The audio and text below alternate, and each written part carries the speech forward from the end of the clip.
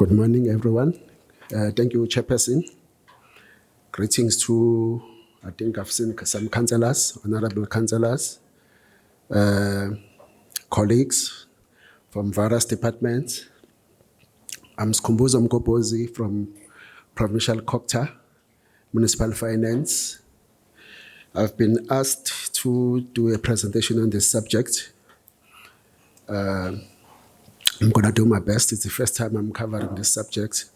I normally specialize on UFW, but I was asked last night to do this presentation. So I hope it's going to make a contribution to you and facilitate a discussion and maybe give you some take-home points, things that you can apply in your workspace, in your professional careers. So basically, okay, where do we move here? Okay. This is the presentation. It's not long, only 29 slides. It's not long. Those who have seen UFW is more than 100 slides. So for me, this is just a summary, to be honest. Okay, this is the table of content. We're going to cover this. Background, introduction, framework, policy framework for integrated planning, steps to develop integrated project pipeline, strategic thinking, key steps of integrated planning, key components of integrated planning, benefits, weaknesses, challenges, and the framework itself. Then we try to have a discussion on the link between national, provincial, and local government. Then the most critical part, stakeholder analysis, which I think in my view, that's where as a government we are lacking at all levels. The issue of stakeholder engagement, I think that's where maybe we are dropping the ball from national up until local government. Okay. Sorry, where do I move here? Where should I press?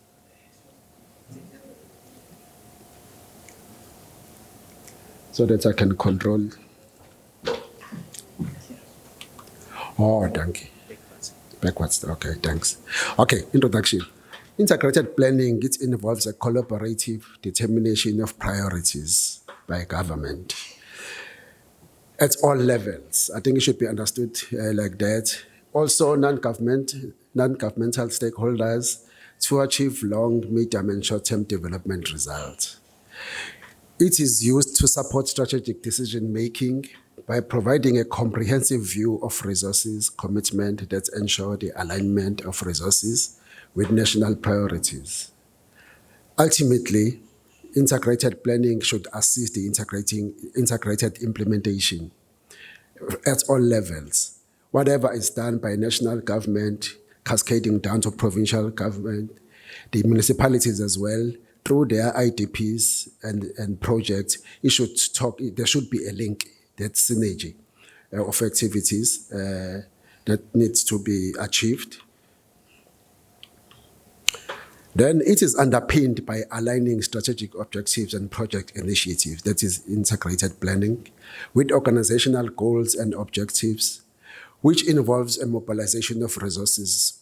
By that, what we mean whatever resources that you need in an organization at all government levels, you should be able to mobilize them. Resources might involve finance, human beings, people, human beings, and any other resource that you can think of in order to have an effective project pipeline, which involves key steps and considerations to derive various benefits. We're going to touch on the benefits as well, and considerations that need to go in there. Then the policy framework of 2022 on integrated planning. It was developed by the government. DPME, Department of Monitoring and Evaluation, is a custodian of that policy. Then it talks about, we know the linkages from the national to local. We've got the NDP 2030 that drives the government program. Then we've got MTSF. Now I think under GNU is MTDP, It's DP, Development Plan. Yes, it's MTSF. Now it has changed. I'm not sure whether the beer has changed inside or it's only the label that has changed. Remember that advert? Then the institutional plans as well as provincial development plans. Then the IDPs, integrated development plans. These plans aim to align priorities across government, inform resource allocation, and hold officials and public institutions accountable. Very key. These documents collectively, they should hold us as government officials accountable to our citizens, because the reason we've got all this development with this, all these documents is for us to plan accordingly, guided by these documents. Obviously, the constitution of the country is very important. It's an overarching document, but all these documents are important in this process. This policy framework comprises of the following 7 sections, namely, purpose and applicability of the framework, detailed overview of the background to integrated planning, the approach followed in developing the framework. It elaborates on the problem statement which the framework seeks to address, and explains the policy, vision, and objectives of the framework, as well as underlying theory of change. Then proposes a policy recommendation while setting out roles of different stakeholders. And lastly, it covers the governance, monitoring, and evaluation and review. Those are very key, monitoring, evaluation, and review, because whatever policies that we come up with at the stage of implementation, there should be effective monitoring so that we see if we are achieving the results or not. If we need to change the strategy, we do it timelessly. It is very key at all levels. Then also, it also ensures alignment in planning throughout government, and the NDP is implemented by all in government. The Department of Monitoring and Evaluation is tasked with coordinating all national institutions, provinces, and municipalities to ensure coordination and key development priorities. Maybe most of us who are from the departments, I think we are from the departments, I'm sure we've got different experiences insofar as the effectiveness of the PMA. But if you are at the lowest level of government, you don't really know what is happening at the monitoring level, because that is normally taking place at the highest, let's say, SMS level of the organization. Then through performance management system as well, which is used to manage our business plans, then our performance agreements. So this is from a policy framework for integrated planning. It is also used to achieve all this. Then the steps to develop an integrating project pipeline. Then firstly, you need to define the strategic objectives of the organization, where you establish clear goals. You identify potential projects. What projects do you need in order to achieve your mandate? Because we've got different mandates as government, national, provincial, and local government. We've got different mandates. Then we need to identify the potential projects, especially with local government, which is the core phase of service delivery. We find that there are lots of projects that are taking place at that level, of which I think even the president touched on this when they talk about the funding model that needs to be reviewed. We don't think, maybe as I'm coming from the province, we don't think there's any sufficient resources that are cascaded down to municipalities. I think that is based on the premise that, and the fact that most municipalities, okay, let me say in KZN and other provinces, they are rural in nature, don't grant funding. So the equitable share, I think the formula, the equitable share formula that is currently being used, I think it was long promulgated. I think this needs to be changed. I think there's an argument that it needs to be changed, taking into account as well post-COVID factors. Post-COVID, as South Africa, we were already struggling before COVID with unemployment rate, poverty levels were very high, inequalities. Then COVID came and more people lost their jobs. However, when you look at the municipalities in terms of our approach, I don't think that we have responded to those challenges that were presented by COVID. Insofar as billing people for services, the municipal debt is increasing at all categories. Now, even government is failing to pay municipalities. It's a crisis. Government is failing. It's coming from the national budget. Not sufficient budget is cascaded to or is given to provincial government and provincial governments. Departments like provincial works, they are struggling to pay for it, even for property rate of their buildings. So there's a huge challenge there. Evaluation and prioritization of projects, where we assess projects based on strategic value, risk and resource requirement. Development of project charters, where we create project charters outlining project scope, objectives and deliverables. Establishing resource allocation, where we allocate resources to support project delivery. Development of a project schedule. Those who've done project management, they would understand what a project schedule is, whereby you set out your plan in terms of the timelines, deliverables, and the timelines and deadlines in order to assess yourself whether you are delivering or not. Monitoring and control, very key. Everything that you have done, the plan that you are implementing, you need to monitor it and control it. The moment you lose control of that plan, I don't think you're going to derive the outcomes that were set to be achieved. Then the strategic thinking, it depends on excellent planning and organizing, provision of decisive leadership and control, and it may be broken down into 3 categories. 1, policy strategy, organizational strategy, and managerial strategy. That is strategic thinking, which is key, especially when you talk about the integrated planning. Then the project management is also important, then the strategic management. These things are important there. Then the steps of integrating, key steps that are involved in integrated planning, defining organizational objectives, we have touched on this, identifying project initiatives, conducting feasibility studies is very key. Feasibility study is very key because at that level, that's where you assess the viability of whatever project you are thinking about.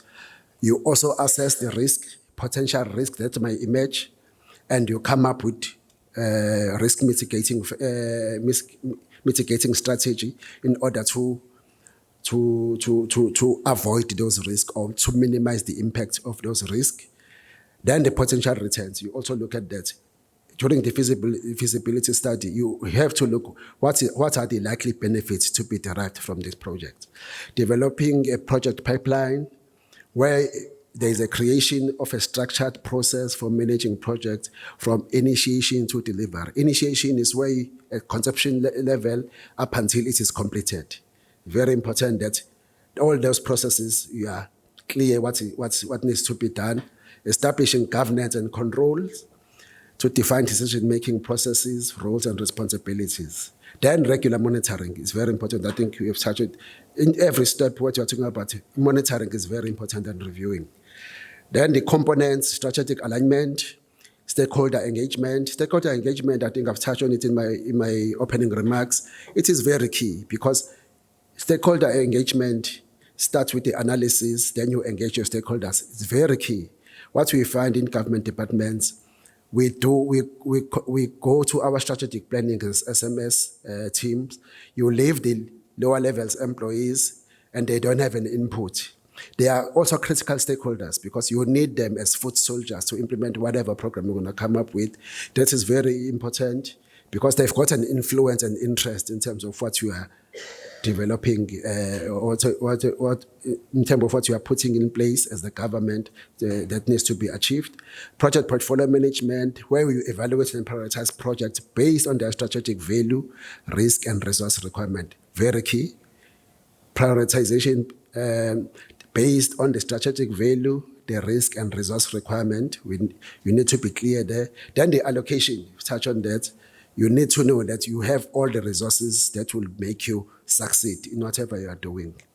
Monitoring and control is also part of that. Benefit is improved project success rate, When you align your project with strategic objectives, it increases the likelihood of project, and in the process, it fosters collaboration and encouraging cross-functional teams, stakeholder engagement. Cross-functional teams is whereby you work with others that are not necessary in your department or in your business unit. You need to do that.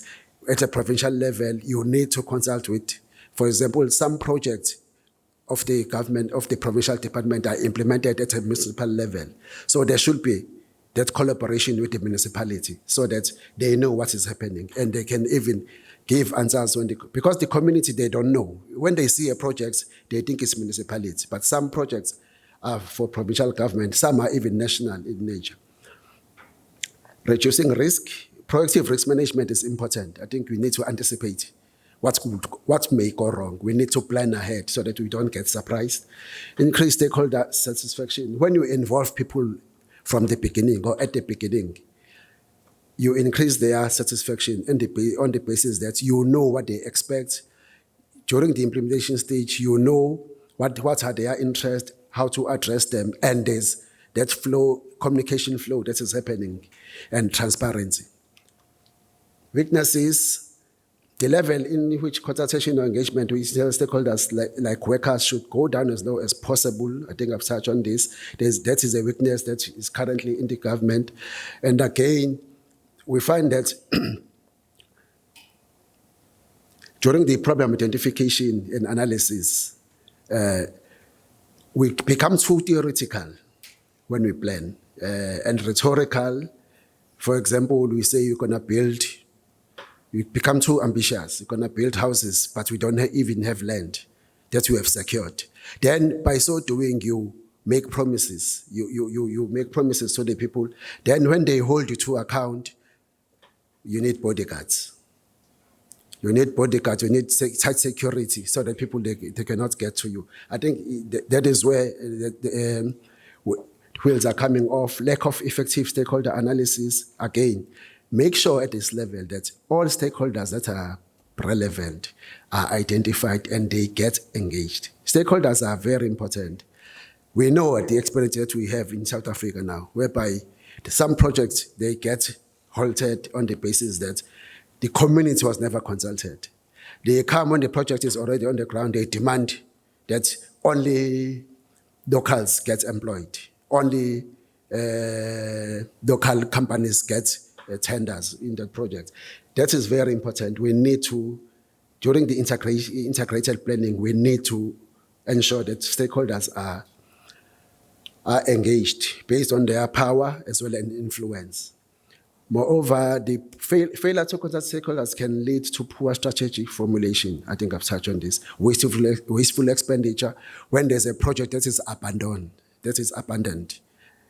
you have already invested some funds there because now there are some riots. People are, okay, we call them amatela ngokubona. I'm not sure in other provinces what they call, but here we say it's amatela ngokubona projects. That lead to wasteful expenditure, fruitless and wasteful expenditure. I think eventually AG would understand. But when it's 5 years, project is still not continuing, they would then say, whatever we have spent there, just disclose it as fruitless and wasteful expenditure. Then poor external audit. External audit, in a sense, that's scanning the environment, which should identify and evaluate 6 broad categories, which is PASTEL.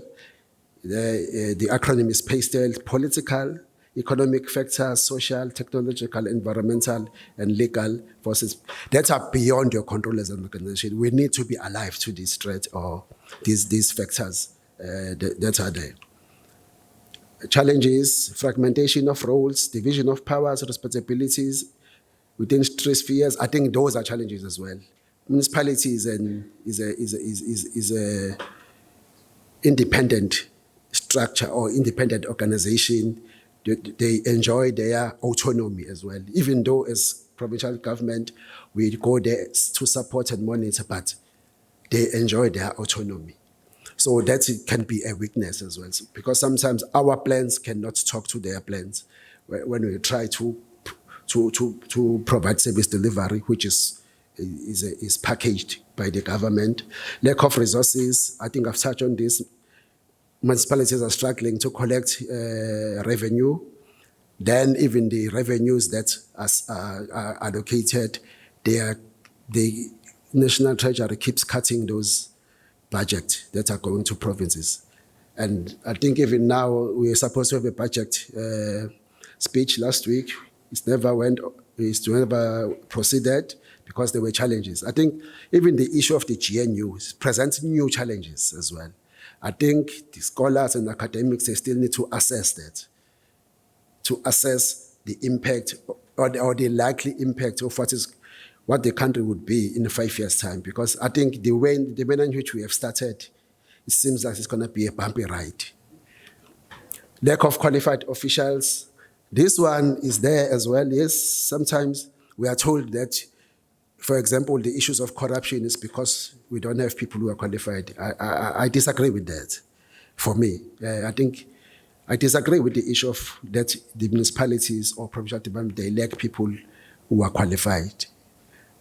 Because people who are at a strategic level, they are all qualified. It's an issue of ethics, this one. Issue of ethics for me. Issue of ethics. Ethics, even if you can have the highest qualification that you can think of, if you are not ethical, you are not going to perform. Limited capacity, the provincial, municipality level may have limited capacity to effectively plan and provide services as a result of inadequate budget. We have touched on this. Political interference, I think it is there. It is there. We cannot run away from it. We are run by politics. The country is run by politics. So the political interference is part and parcel of our lives. Even at the IDP level, when you are formulating IDP, there's politics there. You find that certain wards, because they voted for this party, they get excluded. Their priorities are ignored because they didn't vote for this councillor. So all those things, up until to SCM level, we know this. We know those things. Not municipalities, from national down to local government. The political interference is there, and very little is being done to deal with politicians. That is my sense. Very little. We focus on officials a lot. We feel that it's officials who are corruptible.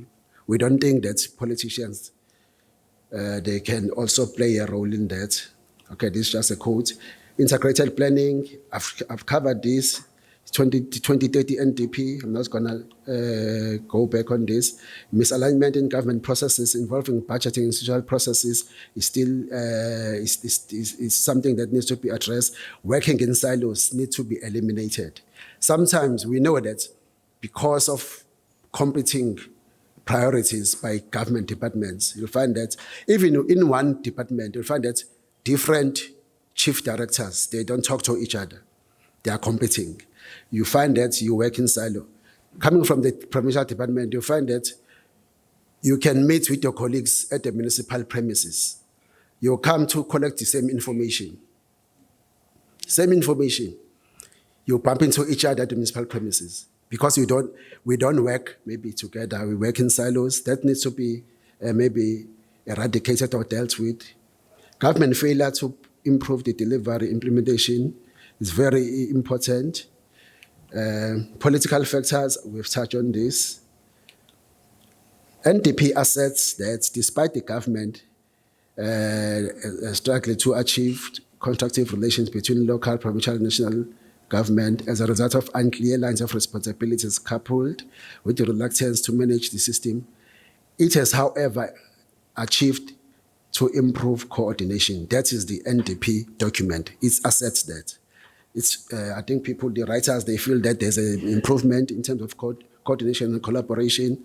Not sure if we are coming from the departments, if we feel that.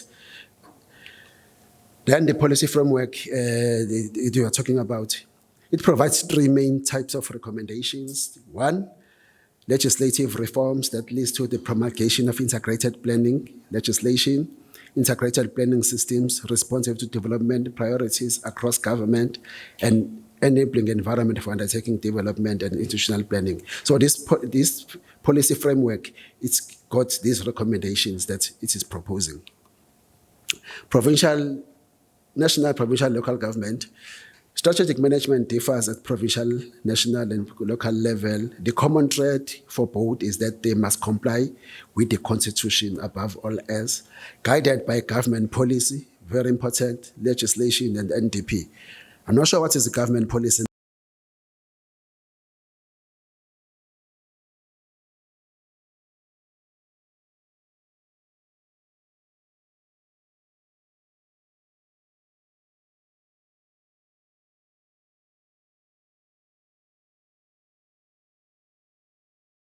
now, post-elections.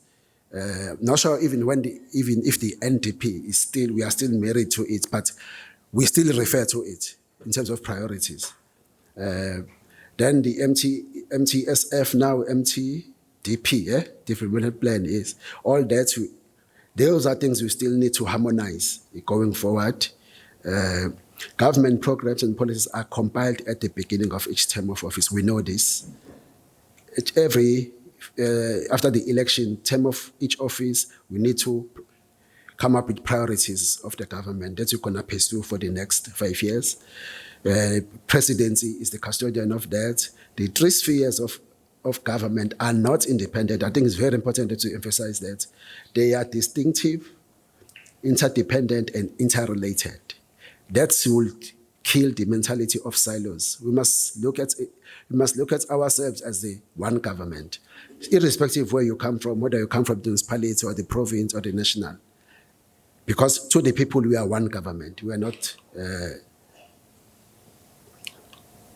Then strategic planning at national level, it is outcomes-oriented, whereby planning starts with the development of outcomes, output, activities, and metrics by the ruling party, which is now, I think we don't have a ruling party anymore, we've got a GNU. Previously, they used to identify 5 priorities areas, and from that, develop strategic priorities, which are set out in the MTSF, now MTDP. MTDP should be both an integrated monitoring framework as well as a 5-year implementation plan. It focuses on priorities and related interventions and monitors outcomes, indicators, targets, and towards the achievement of these priorities. At a provincial level, the provincial departments' main function are to translate national strategies into activities. In other words, you breathe life to those policies or whatever strategies that have been developed. You develop activities to implement, programs and tasks to be carried out at provincial level. Strategic plans may differ between provinces according to the National Treasury 2010, so that is allowed. That is why in KZN we once had the PGD, Provincial Growth something, which was not in other provinces, all those things. So we are allowed that room. However, we cannot implement things that are contradicting or contrary to the national priorities. Provincial and national personnel select strategic goals which focuses on outcomes and target indicators for their specific sectors.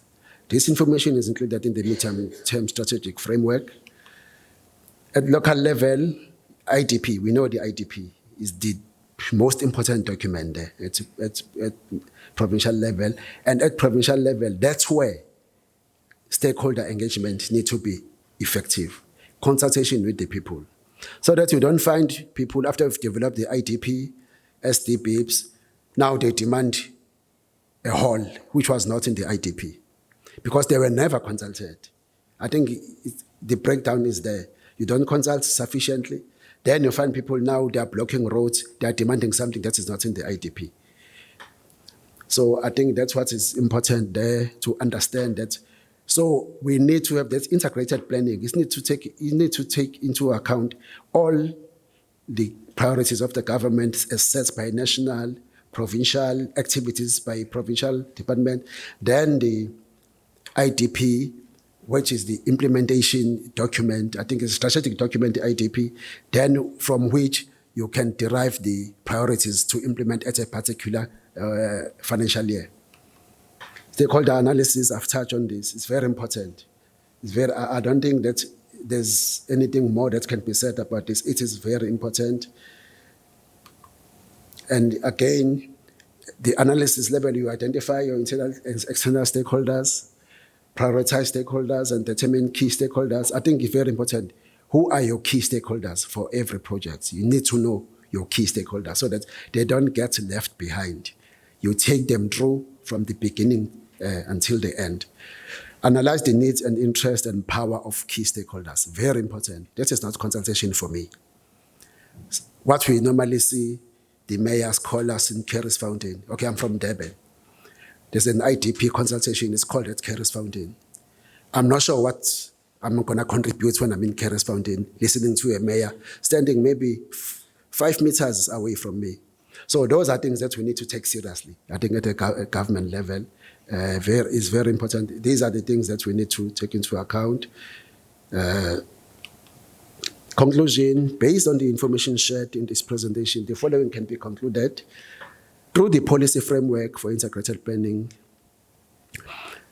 does not involve changing the existing, it does not involve changing the existing constitutional powers and functions. However, its general thrust and purpose should be understood to be about strengthening integrated planning towards the achievement of the country's development results, with the aim to provide an overall framework for planning across the state machinery and to improve synergies and alignment of existing planning legislations, policies, instruments, and processes, thereby improving the service delivery. I think that's what is key. That should be noted as a parting shot. Therefore, there is a great need for improvement, to improve the alignment of plans at different levels, as well as to better coordinate implementation. Very important. Sometimes we are scattered as government. We don't coordinate our implementation plans. You find that some activities are duplicated.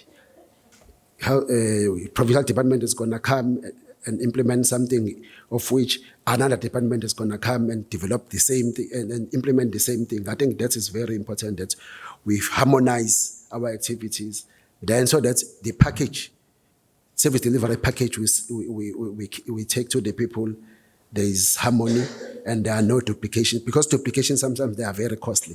I think the previous speaker that was here was talking about the issue of consultants. You find that consultants sometimes are hired to do the work that should be done by people who are already employed, then render those people redundant.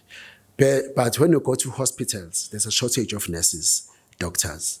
But in government departments, we've got a team of people who are redundant. So these are things that we need to really, if we are planning, we are discussing, we need to look at holistically and critically. We shouldn't just look at our departments in isolation. Let's look at the government as a whole. Thank you, Chairperson.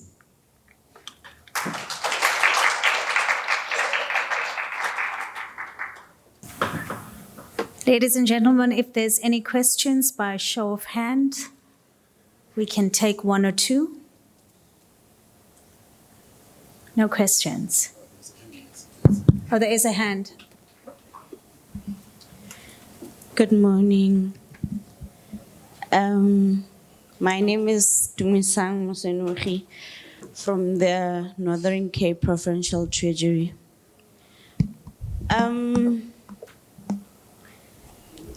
I heard a statement. I'm sorry, I missed your name. I just Skhumbuzo. Skhumbuzo.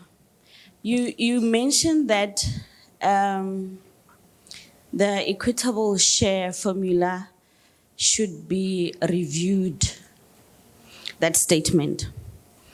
You know, I'm a budget analyst in the Northern Cape Provincial Treasury, and I am responsible for managing the Department of Roads and Public Works budget. We sit in meetings, we sit in presentations, and I am yet to hear a CFO or the accounting officer, the HOD, say that we have enough funds. When are we yet to say, with the little or limited resources that we have, let's effectively, efficiently, and economically manage these resources?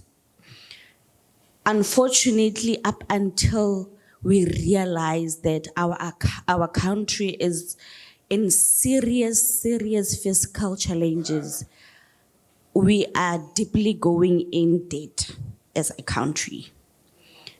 It's a challenge to hear in your MTech hearings, your CFO and HOD come and present that we've spent so much. Treasury reduced our allocation. Treasury reduced our budget. Yet, year in, year out, we have wasteful and fruitless expenditure. We have unauthorized spending. When are we going to treat our resources the same way as we treat our finances at home? At home, you would not want to waste even 100 rand. You would want to manage it effectively. Up until we as public servants put ourselves in that situation of we need to manage each and every little cent that we have for our department and stop thinking in the context of 80% our pockets and 20% to providing services to our people. I am yet to hear that HOD or CFO, I'm gonna hug them if they say we have enough funds for our department for service delivery, because it's I don't know, it's a very big challenge. Every year we've got funds being surrendered back to Treasury because departments could not spend them. And we do not just reduce budget because there is funds. We reduce budget in most cases where we see it's possible. And this department is not spending as they are supposed to be. For example, you'll be finding a department with requesting rollovers two consecutive years because there is no proper planning in the department.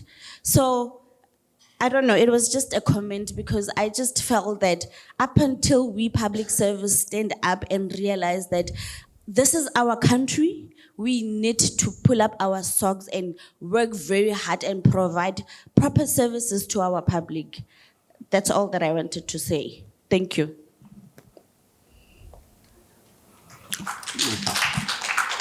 Okay, no, thanks, my sister. No, I think I agree with you. I agree with your sentiments that about the issue of at what point are we going to have sufficient resources in the municipality, in the provincial government, up to local, national government.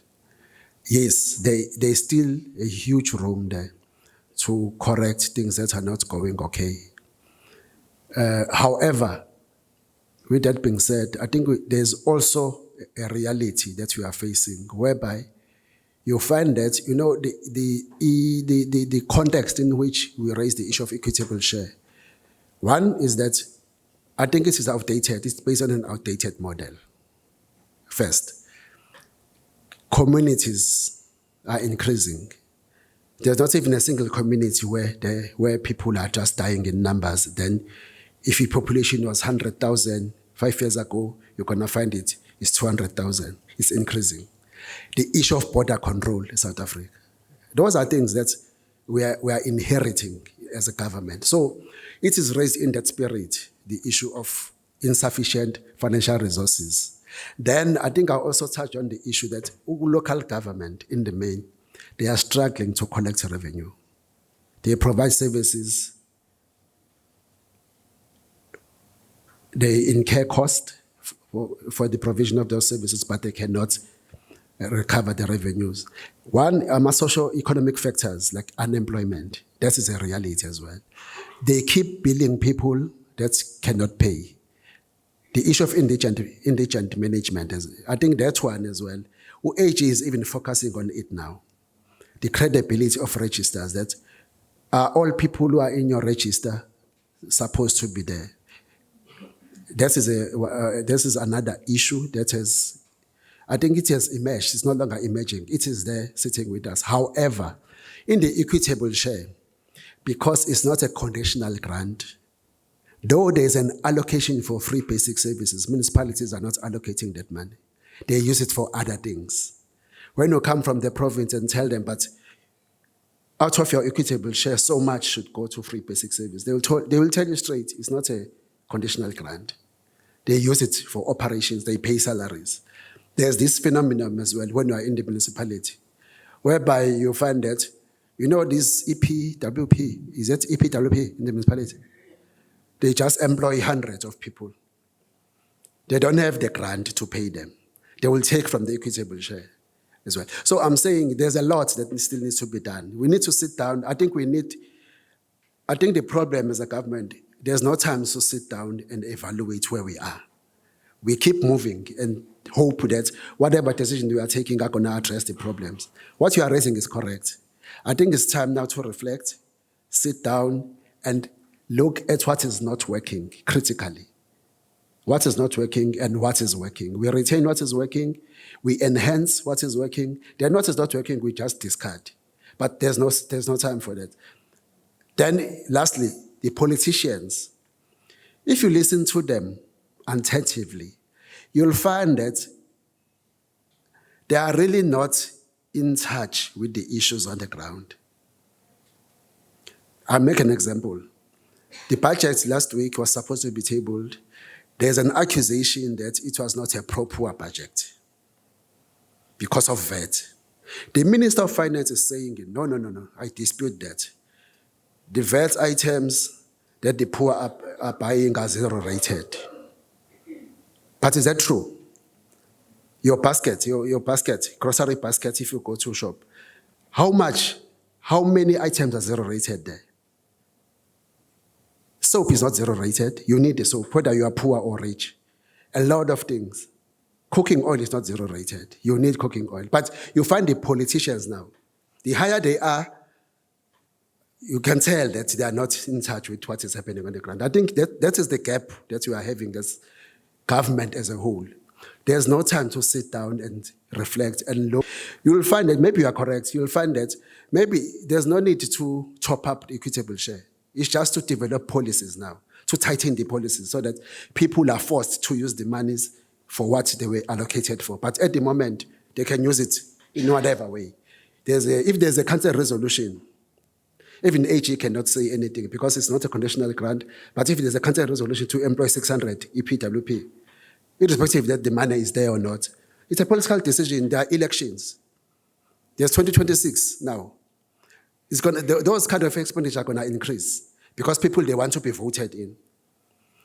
They want their people to see their people employed. So I'm saying there's a lot that still needs to be done. Unfortunately, as I'm saying, unfortunately, these discussions, we exclude people at the lower levels when we have these discussions, of which those people, I believe, they've got intelligence. Intelligence, I mean the information that we might not have access to because they are with the people. If you are staying away from the community where you were born, you won't be in touch with the issues from your own community. And most leaders are no longer staying where they were born, but they are the ones who take decisions. I think that's why the issue of fruitless and wasteful expenditure, I think you've touched on that correctly. So it is a problem, especially in the fruitless and wasteful expenditure, because those ones, they could be avoided. But some municipalities, if I can talk for them, you find that the cash flow is so bad that they cannot pay within 30 days anymore. Those are realities. The issue of revenue. Issue of revenue is a challenge. All those things. But yeah, there's a political discussion around that. We can have a political discussion. All those things. However, I normally hear parliamentarians arguing that you come here, you want additional budget, maybe there's a department that is there, but your UFW is so high. It means you are losing billions.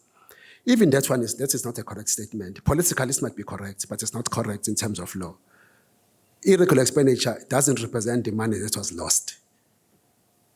It doesn't. Yes, there might be a figure that was lost, but it's about not following the processes during the procurement process. It's not the money that was lost to the fiscals. So I'm saying we should, I think the issue of newspaper, I don't even want to talk about newspapers because they report it differently. They would say billions disappeared. When you read the story, it's an irregular expenditure to build maybe a school. School is there, but they would say billions were lost, but the school is there. So I think that's what I can say, my sister. But I agree with your general trust of your comment. Thanks. Morning, colleagues. My name is Nori from DVSA Risk Management, and mine is just a comment. Your presentation hashed a lot on root cause analysis, and on the same breath, you were talking about our communities are increasing, our borders are overflowing. And I think for me, that's the root cause. And personally, I think we know what the issues are. And I think the problem that we have as a country is just implementation. Because I think we are very good at sitting and discussing, involving other stakeholders. But when it's time to implement, then we have a serious problem. We just don't implement. And I think that's why we are sitting with this issue. And then on the issue of UIFWE, I really think that it is not given the seriousness which it deserves, because it's escalating year on year. And sometimes you go to municipalities and you find that they don't even have disciplinary boards. And in situations where there are disciplinary boards, they are not active. And you ask yourself, are we really serious about eradicating the UIFW? And I think the AG can actually back me up on this one. Thanks. Agreed, my sister. The issue of disciplinary boards, you are correct there. You've hit the nail on its head. Municipalities, they just form them to comply. I don't think in KZN, we've got 54 municipalities. You can have more than 5 disciplinary boards that are functional. I was with one municipality last week. When I asked them about disciplinary board, they don't even know the names. No, we remember we appointed them. Sometimes we don't even know the name, even a single name who is part of that. But that is correct. And those that are working, I think, okay, let me just tell you what I've understood. I think there is fear from the municipalities that disciplinary boards are there. We are exercising scorpions to sit with them. I think that's why they get sidelined. Because the board, they should be there to conduct serious investigations. Not these ones, recoverability investigations that are done by MPEC. The board needs to say who is culpable, who is liable, who should be charged, who should be suspended. That is the nature of investigation they should be. And again, I think with Treasurer, I'm not sure whether Treasurer is here. At least they are admitting now that the manner in which they wrote their regulation of financial misconduct, it has created ambiguity. Whereby, for example, there was an understanding that the board must have head of internal audit, legal services, audit committee member, and other 2 officials. But the municipalities now, when they clarify it now, or even national or provincial treasury, they are listed there. They were the first to exclude themselves. They said, no, don't come to us. But they were the ones who wrote the regulation. They put their department there. But when the municipalities wanted to appoint them, they said, no, we cannot get involved in your investigations. Now, ask yourself, why did they put themselves there? But nobody is talking about reviewing or amending that regulation. Now they are saying the definition, it can be any 5 people. They don't even need to be from the municipality. You can even appoint 5 ex-retired policemen to form part of your board. Those things are done verbally in forums like this, but it's not written down. Those are things that we need to maybe to change. What is not working, we need to also reduce it in writing. Let's say the board, the composition of the board should be these people. Okay, they use this legal jargon. They are saying, no, we use the term may, not must. May, not must. That's what they are defending themselves. So, but you are saying, doesn't it Parliament to review a regulation? I don't think so. Why nobody has said, okay, let's go back to the resolution and just clean it up so that it's understood. So these are things that I'm saying in the government, we tolerate a lot of things that are not assisting us in the hope that whenever we are asked questions, we're going to clarify. These are things, I think I agree with you. The issue of UFW, it is a problem, but I can say in KZN we are trying, guys. I'm not sure. We are trying. In the municipality, we are trying. I can tell you, we have written off a lot of billions this financial year alone, or the previous financial year alone. We are trying. We've got 54 municipalities, but we've got Itegwe Metro. Itegwe, we've got more than 50, I think it's 50 billion budget. Yeah, we've got other municipalities. But we are trying. Yes, consequent management. That is where we are lacking. Issue of consequent management, how it is understood as well, I think there's a problem. How it is understood. It is understood to mean that you must dismiss and fire people. But it is not only about that, consequent management. It is also about taking corrective actions, addressing your internal control weaknesses so that there's no recurrence. We are still lacking there. So all those things. Then I think my last bite, this Public Audit Act amendments that says accounting officer will be issued with a certificate of that. I think there's a loophole there as well. There's a loophole. If I'm an accounting office, I'm not going to stay on my post when I know AG is preparing a certificate of debt of 20 million. I'm going to resign and leave.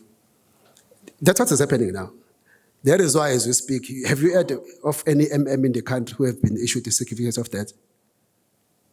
No, okay, the question, why do you leave out the council? Why do you leave out the council in all of this? Why do you chase the accounting officer alone? We've got evidence. Western Cape case, that accounting officer was sentenced to 2 years in prison. The evidence, that was before the judge. The mayor and the speaker coerced the accounting officer to bypass the SCM regulation. But the only person who was sentenced is the accounting officer. Why did you leave out the mayor and the speaker? When as a judge you've got that evidence? I'm not sure what you understand what I'm saying. Who are the lawmakers? Politicians. Can you put stringent laws that can take you to jail as a politician? It's a question. No, ask yourself that question. So it's happening at all levels, from national. They just chase the accounting officers. And the accounting officers, they are smart, man. You know now how to get around these things. When you see the house is burning here, you resign. So I think we are running around in circles because there are things that we can correct. But because of politics, they cannot be fixed. That is my take.